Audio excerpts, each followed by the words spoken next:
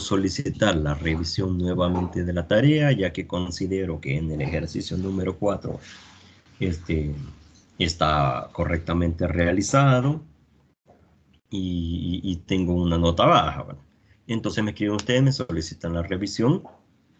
Pasan 48 horas, pasan 2 días y yo no le contesto el correo. Entonces sí nos vamos con el coordinador, ¿verdad? Con el ingeniero Oscar. Y le decimos, fíjese que le consulté al tutor si me podía hacer una revisión de la tarea porque me parece de que la nota fue muy baja, ¿verdad? Pasan 48 horas y él todavía no les resuelve, ¿verdad? No contesta tampoco, entonces se dirigen al coordinador de la carrera, ¿verdad? Entonces ahí sí, ¿verdad? Ya van a obtener una respuesta. Eso si no obtienen una respuesta de mi parte y una respuesta de parte del coordinador, ¿verdad? Y eso en los casos que así ocurre, ¿verdad? Por decirles en mi caso, ¿verdad? Eso no pasa. Ya les voy a estar platicando más adelante cómo es que nosotros vamos a hacer para que la comunicación sea más fluida, ¿verdad? Y en cuanto a comunicación, ahí sí que no va a haber pérdida en el caso de nosotros. Ya les voy a platicar eso más adelante.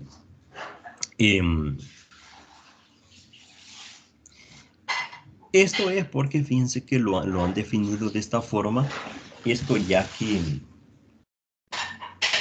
hay gente de que sí, pues, le pone bastante atención a esta modalidad a distancia. Ahora hay tutores de que son muy atentos, pero hay otros tutores de que a lo mejor no mucho. No sé si ustedes ya tuvieron esa experiencia con algún tutor de alguna materia, pero a veces sí ocurre de que como que los tutores se tardan mucho en atender. Entonces por eso se ha establecido esta cadenita de jerarquía, ¿no?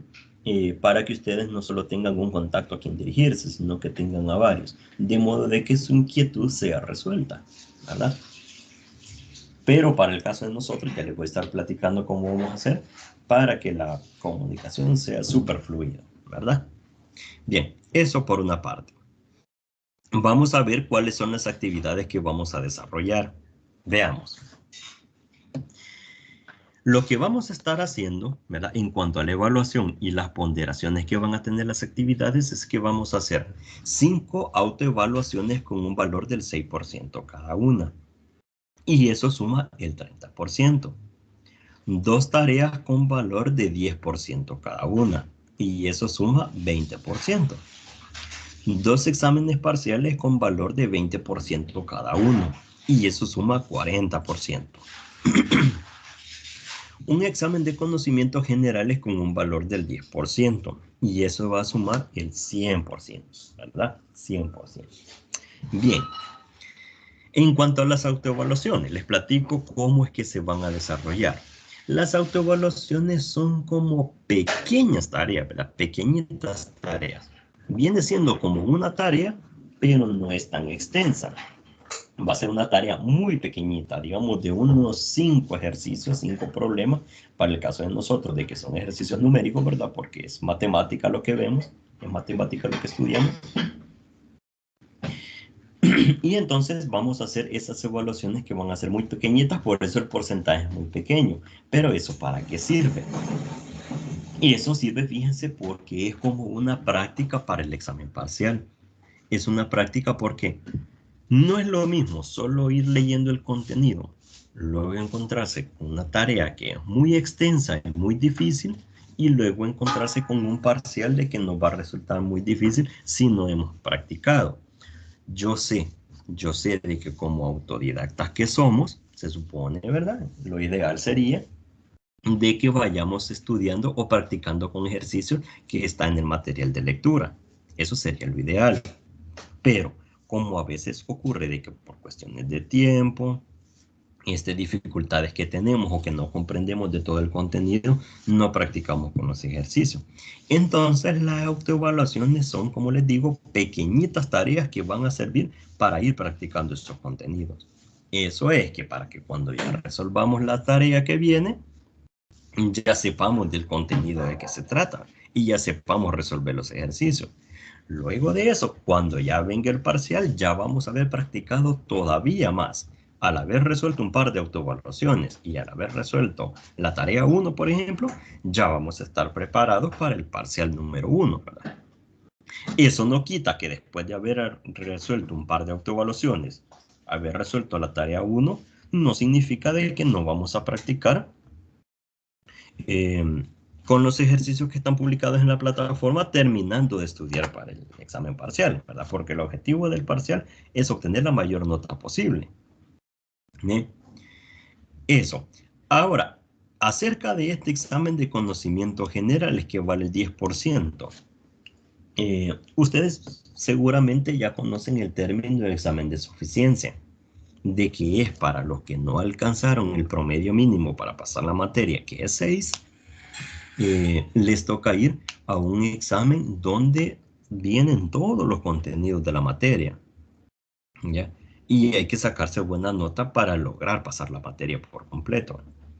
Entonces, fíjense que va a haber un examen de conocimientos generales que tiene una ponderación bien pequeña, 10%.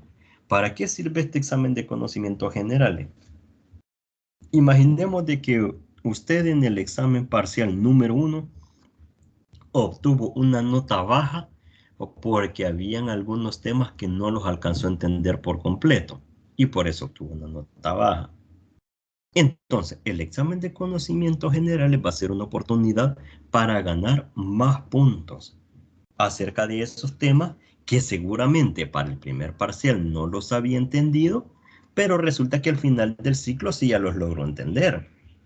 Entonces se da la oportunidad del examen de conocimientos generales para poder aplicar eso que al final sí pudo entender. Y entonces obtener un poco más de nota. Es como otra oportunidad para demostrar de que hoy sí ya entendió esos temas. ¿Bien? Y entonces así ganar más puntos para lograr pasar la materia. Eso suma el 100%. Además de eso, vean, en el periodo del 11 al 15 de octubre, ¿verdad? En la semana del 11 al 15 de octubre, se va a programar una actividad extracurricular. Ahí en su momento nosotros les vamos a hacer notar, ¿verdad? Les vamos a informar de qué se va a tratar esa actividad, ¿verdad? Esta actividad no es obligatoria y va a tener una ponderación del 5%.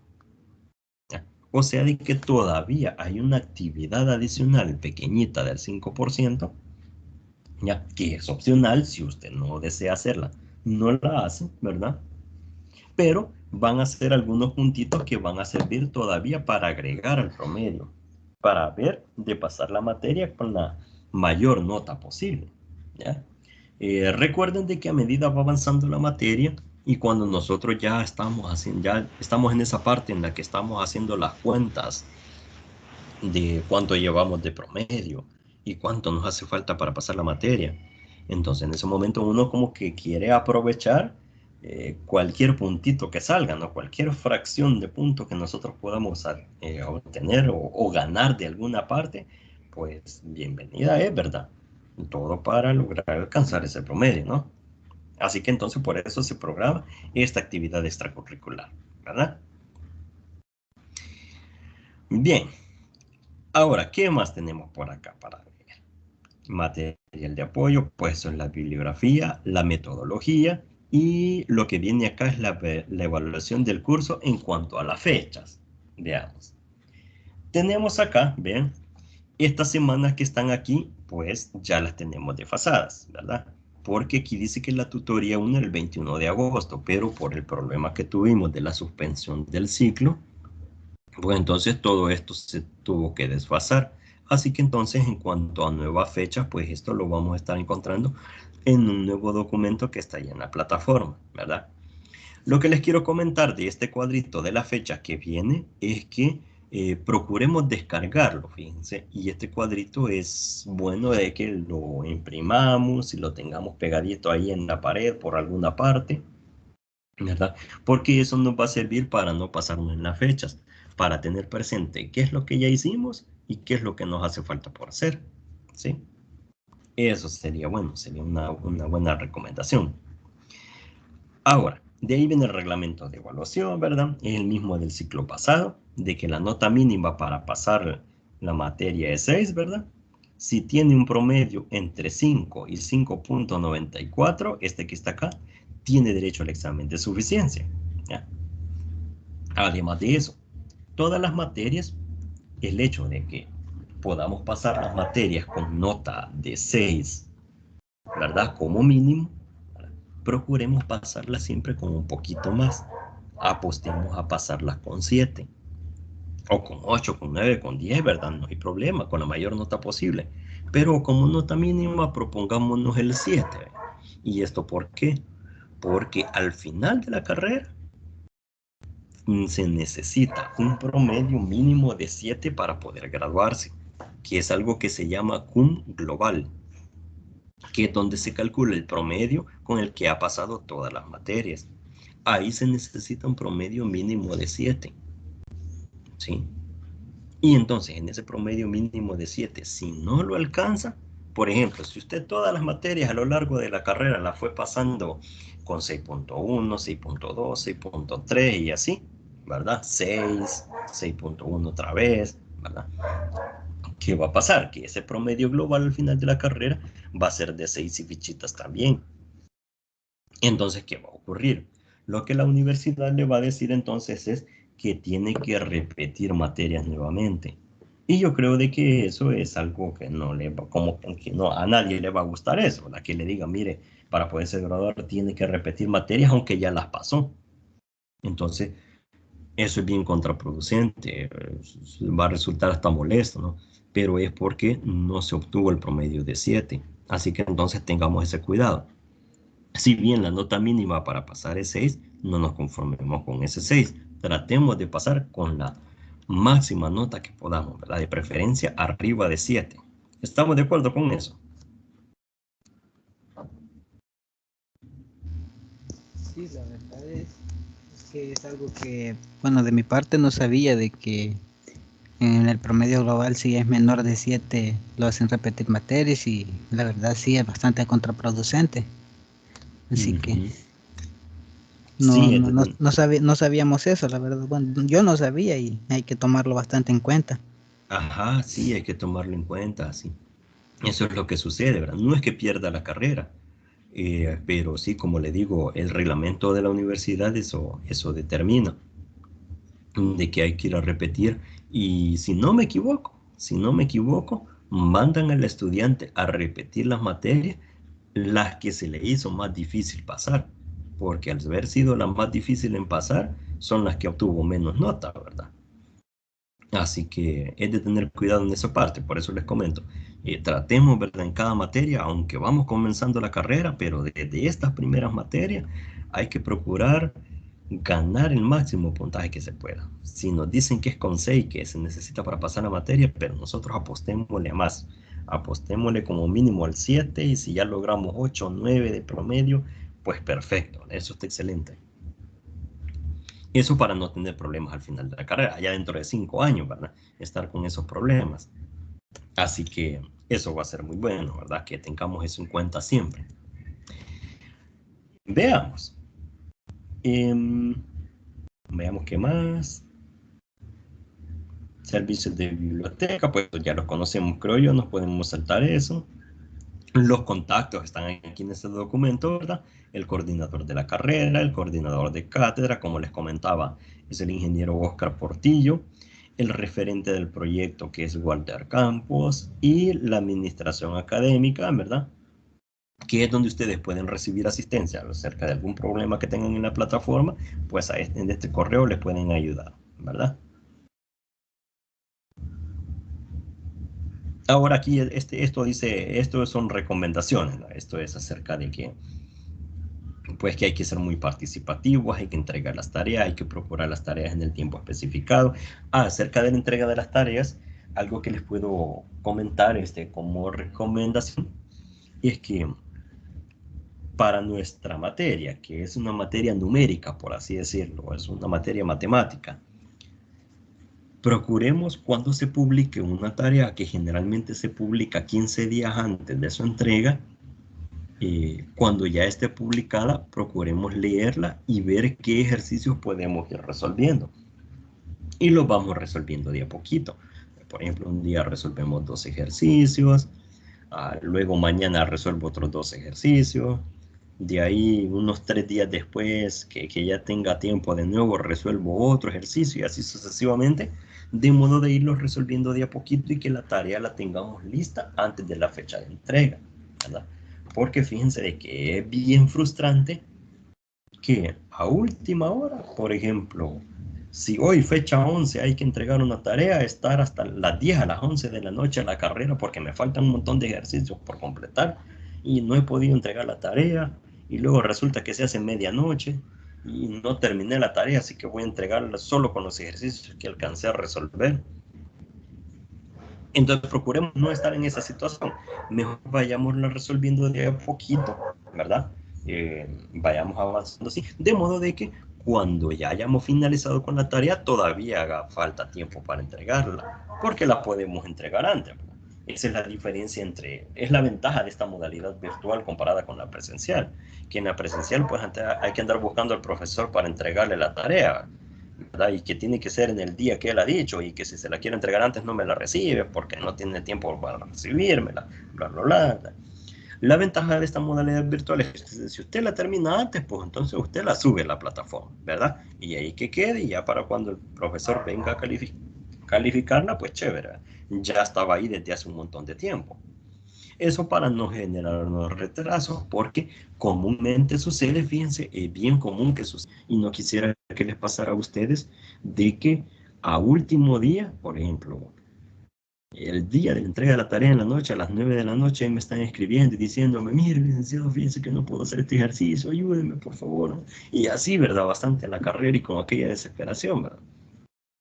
Entonces, y eso provoca malas calificaciones al final, porque al haberlo hecho en la carrera es probable que algo vaya mal hecho. Así que entonces, procuremos tener un poquito de disciplina en ese caso, ¿no? Esta modalidad a distancia se trata de eso, ¿no? De ser muy autodidacta y muy disciplinado, ¿verdad? Tener aquella plena conciencia de que uno tiene que hacer las cosas casi que por su propia cuenta y siempre estudia por su propia cuenta y al final pues el tutor para lo que sirve para resolver dudas puntuales o para que me termine de orientar, pero básicamente el estudio recae en mi responsabilidad, ¿verdad? Y en la responsabilidad de uno como estudiante, ¿ya? Entonces ese es el contenido que teníamos que ver acá por parte de la orientación académica, ¿verdad? Ya vimos la ponderación que van a tener las evaluaciones, ya vimos las fechas también y un detalle que quería mencionarles cuando vimos lo de la fecha es que hay un atraso, es porque quiero platicarle esto que nos indicaron que debemos platicarlo con ustedes. Permítanme. Es un aviso que viene de parte de la facultad, ¿ya? Que dice de la siguiente forma. A la comunidad Distancia CIMAT, la comisión académica dio el seguimiento a las tutorías de las licenciaturas, ¿verdad? En enseñanza de las ciencias naturales, en enseñanza de la matemática e informática educativa. Hace saber que en la sesión 45 ordinaria de la Junta Directiva de fecha 10 de septiembre de 2021, nuevamente se relega a la modalidad a distancia y no aprueba ningún tutor de 496 tutorías ofertadas para el ciclo 2 2021. Es decir, 496 tutores que están a la espera pues de que se habilite su contratación para trabajar como tutores, así como lo estoy haciendo yo en este momento. Tampoco a la coordinadora de carrera de licenciatura en enseñanza de las ciencias naturales, el referente de la unidad de educación a distancia, coordinador de proyección social, así como 7 coordinadores de cátedra, atropellando al sector estudiantil de distancia en su proceso de formación académica, ¿verdad? Y pues hay una frase acá que dice que se condena el dicho tentador académico, ¿verdad? Les platico, ¿verdad?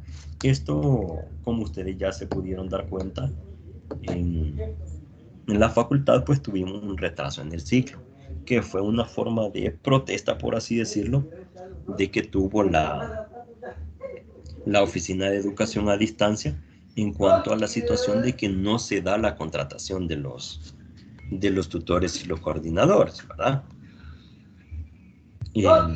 Y esto es porque la junta directiva actual que está en la Facultad de Ciencias Naturales y Matemáticas, no sé, realmente a título personal no les podría decir cuál es la intención o por qué motivo es que hacen este tipo de retrasos, pero creo de que ustedes, además de estudiar, trabajan también y sería bien, bien injusto de que ustedes dando su trabajo no obtengan su remuneración a cambio. Entonces, eso es lo que ha estado pasando en la facultad. Al no habilitar la contratación, pues no se habilita el justo pago de los salarios de los coordinadores y de los tutores, ¿no? Ese es el problema. Así que, como les digo, no sé cuál es la intención de la junta directiva al hacer esto. Ahora no lo conozco yo a título personal, no conozco cuál es, por qué está sucediendo esto, ¿ya? Pero sí sabemos de que es algo injusto, ¿no? Y que se afecta a los estudiantes porque se atrasó el ciclo.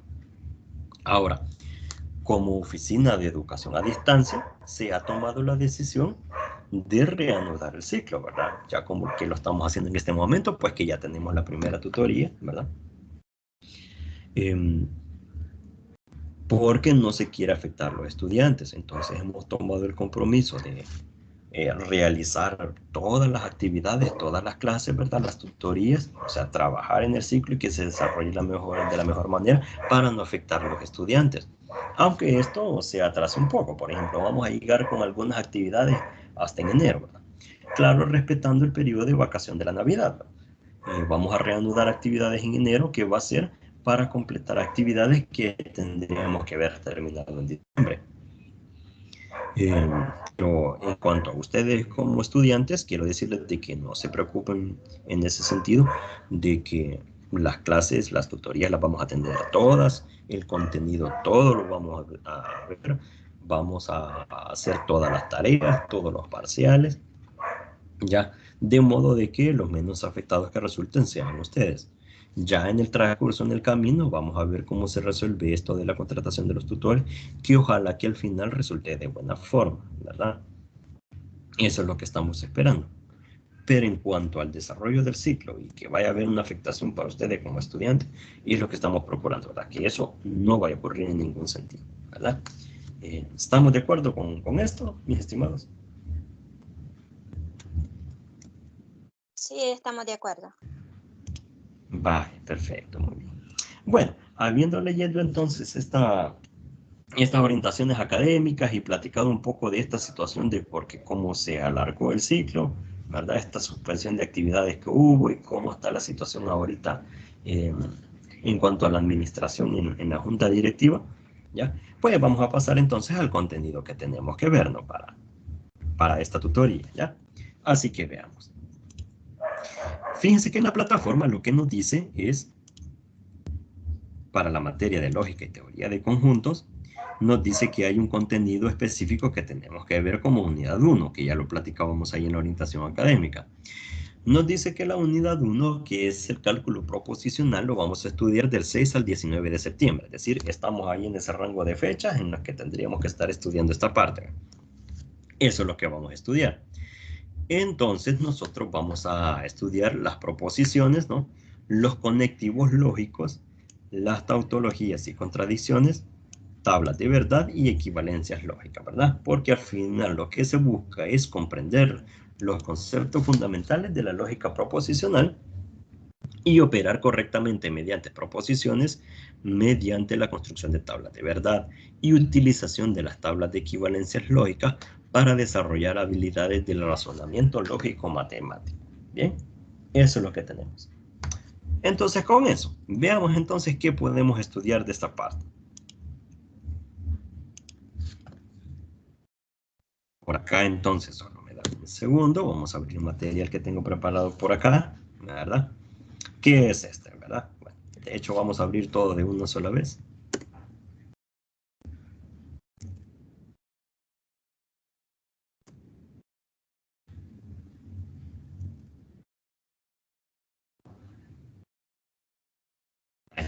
Ahí tenemos.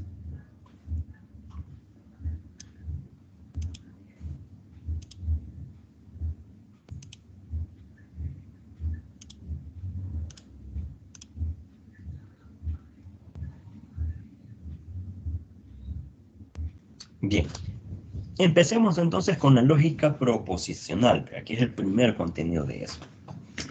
Nos dice, fíjense, la lógica proposicional o lógica de orden cero es un sistema formal cuyos elementos más simples representan proposiciones y cuyas constantes lógicas llamadas conectivas, representan operaciones sobre proposiciones, capaces de formar otras proposiciones de mayor complejidad.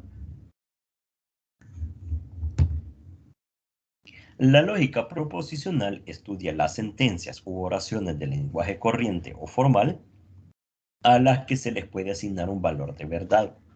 Esto es verdadero o falso, ¿verdad? Denotando las letras V como verdadero y la F de falso. Entonces, empecemos por lo más simple, ¿verdad? Las siguientes oraciones del lenguaje corriente. El sol sale por el oriente. Juan, tienes el computador. Rosa es la niña más linda de la clase. El Nacional ganará el próximo domingo. Antioquia es un departamento de Panamá. Bien, notemos algo. Estas frases u oraciones a todas no se les puede asignar un valor de verdad. ¿Cómo es que se asignan los valores de verdad entonces? Primero veamos. A la oración, el sol sale por el oriente, ¿ya? A la que se le asigna el valor de verdad, verdadero, ¿ya? En Juan, tienes el computador, no se le puede asignar un valor de verdad. En general, las oraciones interrogativas y a las exclamativas no se les puede asignar un valor de verdad. Recordemos eso, ¿verdad? Las preguntas y las exclamaciones no se les puede asignar un valor de verdad. En el literal C, Rosa es la niña más linda de la clase. No se le puede asignar un valor de verdad. La belleza es subjetiva y todas las personas de la clase puede que no estén de acuerdo con esta afirmación. Entonces, ¿qué significa esto?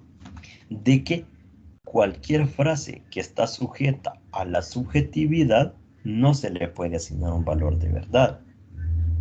Porque, por ejemplo, alguien que vea un automóvil cualquiera de una marca, ese automóvil para mí puede parecer bonito, pero para otra persona puede parecer feo, ¿verdad? Según el punto de vista de cada quien, ¿verdad? Como dicen, todo depende a través del cristal que se mire, ¿no? Para la afirmación, el Nacional ganará el próximo domingo, ¿ya? No se le puede asignar un valor de verdad. ¿Por qué no se le puede asignar un valor de verdad a esta frase?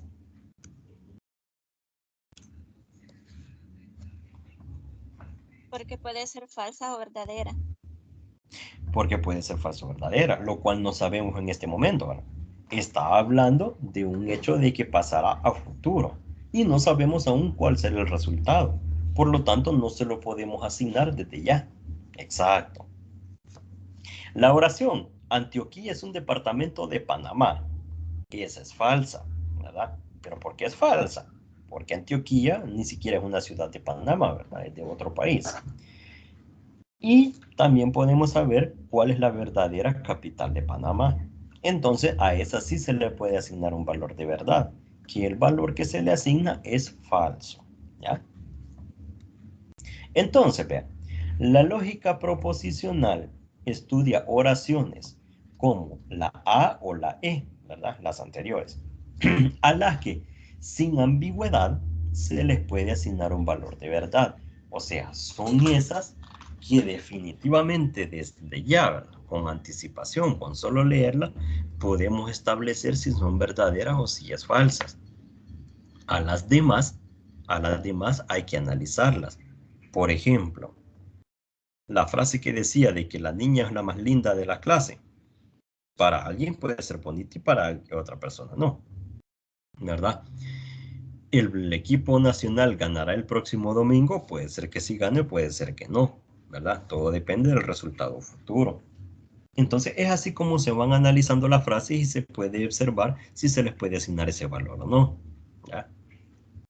Entonces, a las que sí se les puede asignar un valor de verdad son oraciones que se les llama proposiciones y se designan por letras minúsculas del alfabeto, ya lo vamos a ir viendo más adelante, ¿verdad? Por ejemplo, A, que es que el sol sale por el oriente, y B, que Antioquia no es un departamento de Panamá, esas resultaron que sí son proposiciones, ¿verdad? Veamos entonces. En este ejercicio, dadas las siguientes oraciones. 1. La semana tiene 7 días.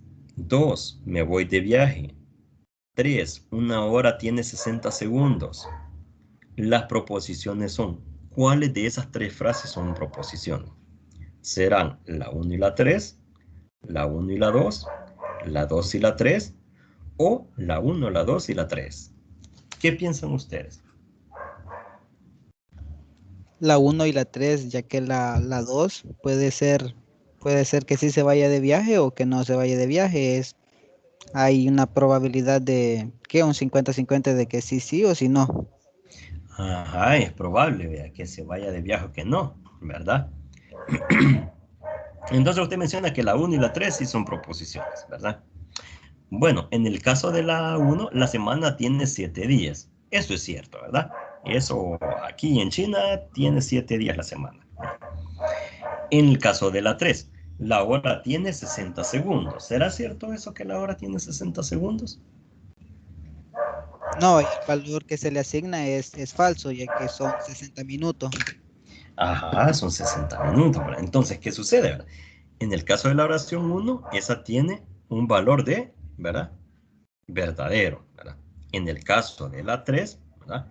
Tiene un valor de falso. Entonces, como fue posible asignarle su valor de verdad, pues entonces podemos decir que la 1 y la 3 son las que sí son proposiciones, ¿verdad?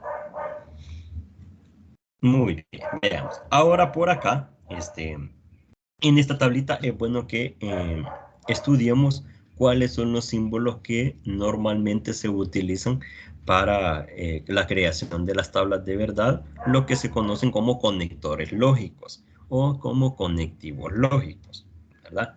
Y vamos a ir viendo de paso un ejemplo para cada uno. Veamos. Tenemos como conectivos, los que vamos a estar estudiando son la negación, la conjunción, la disyunción, la condicional material, la bicondicional, la negación conjunta y la disyunción excluyente.